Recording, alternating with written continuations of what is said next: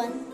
As we all know, our state celebrates the Reading Day in the remembrance of Sri P.N. Panikar, the father of library movement, in which our school Sarvodaya Vidyalaya is celebrating Reading Week celebration. It's true that all of us are locked in our home due to COVID-19, but it's the best time to open the wonderful world of books. Read at least one book a week. A book is a gift you can open again and again. There's no friend as loyal as a book, reminding you once again that reading does not get over in a day or a week. It's a lifelong process. Come on, let's read and enjoy the world of knowledge. A week's holiday. Where's the map? Said Julian. Is that it, George? Good. Now where shall we spread it? On the floor, said Annie. A map's always easiest to read on the floor. He was a troublesome boy who loved adventure, and often he lived with his Aunt Polly, cousin Mary, and half-brother Sid. He was very mischievous. When for the 10th time in as many years I asked his leave to reveal the following narrative. So it was that at last I obtained permission to put on record what was in some ways the supreme moment of my friend's like the pool. But I spent the first part of the summer at my friend Rowley's pool, and that didn't work. Rowley's family belongs to a country club, and when school left out for the summer, we were going there every single day. He purchased the home before 2.5 years. Since his kids were growing, he and his wife wanted to renovate it. They decided to break and open their living room wall. Initially, when Raj brought us home, To anyone rather kept his writings just with himself. One day, his mom came across his poems and stories. She was amazed as well as happy. She persuaded him to send his poems to The three children told to her. Has something happened?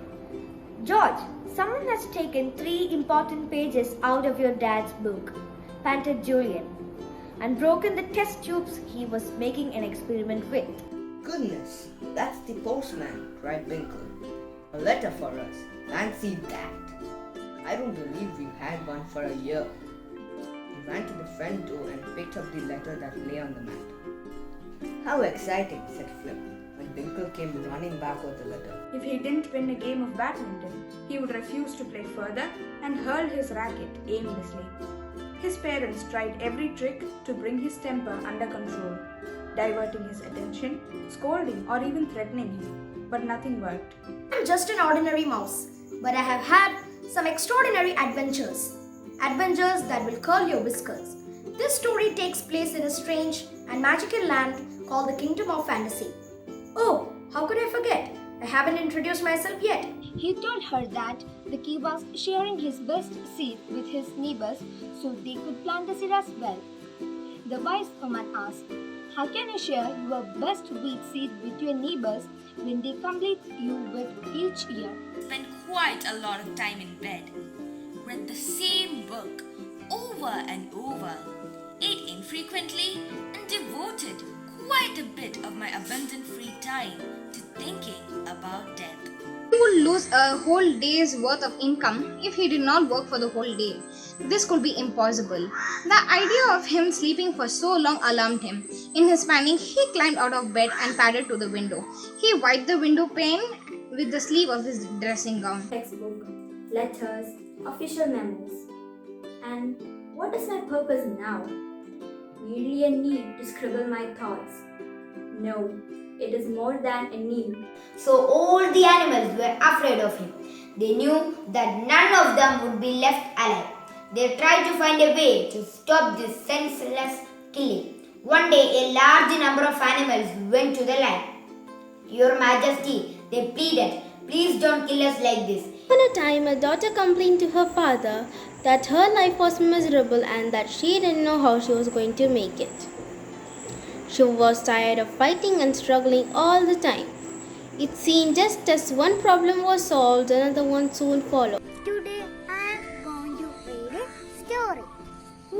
upon a time, there were two children, a boy called Hansel and a girl called Gretel. They lived with the father and stepmother. I'm gonna read the story of Hare and Tortoise. On the way, the hare was really tired. He slept under a tree. Tortoise walked really slow and he reached to the finishing point. The name of the story is The Giant's Three Golden Hairs. Once there lived a poor man. He was blessed with a son. People had foretold about his fortune and said that when he would be in his 14th year, he would marry the king's daughter. The Frog Prince. Once upon a time, there was a beautiful princess, the most spoiled princess that had ever lived. She had a golden dress, a golden crown, a golden plate, and a golden bed. Today I am going to read you the story of Mia the flying elephant and Jikku the kite. One day Mia was playing with the rabbits. Friends, play here and don't wander off, the mother rabbit said. Everyone except the younger rabbit Jikku with their mother. He steadily went to the riverbank. Snow White and the Seven Dwarfs. Long, long ago, in a huge palace, a beautiful princess was born. She was named Snow White.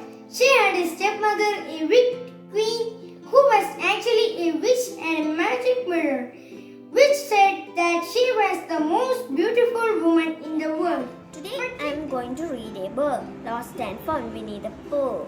Pooh and his friends were in the woods. There are lots of eggs hidden in the woods, said Rabbit. Let's see who can find the most. Pooh found a red egg. He picked it up and put it in his basket. Let's hear a story of such a naughty deer. Once there was a flock of deer grazing in the rich grass in a forest meadow. In the flock was a naughty deer. He was so naughty that his mother took him to a wise deer who was considered as a teacher. A rose and a cactus. Once upon a time, there was a rose who was very proud of her beautiful looks. Her only disappointment was that she grew next to an ugly cactus. The shoemaker and the elves. Once upon a time, there lived a hardworking and honest shoemaker. But he was very poor and had just enough leather to make one pair of shoes. Elka and her magical pencil. Elka was a smart but a lazy little girl. After wasting Sunday morning playing games, she suddenly remembered that she had a test the next day. Oh, how will I prepare for the test in time? She cried. Today I am going to read the story The Potato, the Egg and the Coffee Beans. A boy named John was upset. His father found him crying. When his father asked John why he was crying, he said that he had a lot of problems in his life. His father smiled and asked him to get a potato, egg and some coffee beans. I'm going to read a small fairy tale for you. Cinderella. Once upon a time, there lived a pretty girl named Cinderella. When she was young, her mother died. Her father remarried a pretty but bad woman. I'm going to read a beautiful story about Little Red Riding Hood. Once there lived a beautiful girl in a village at the edge of the forest. The little girl always wore a red riding cloak, so everyone called her Little Red Riding Hood. About the cave that spoke. A jackal lived in a cave deep in the forest. Every morning he would go out looking for food and would return in the evening. One day, an old lion hid in the cave. He thought, some animal lives here. I'm going to read the famous fairy tale Snow White and the Seven Dwarfs. Long ago, one winter morning, a queen was blessed with a beautiful baby girl. Her lips were as red as an apple. Her skin was as white as snow.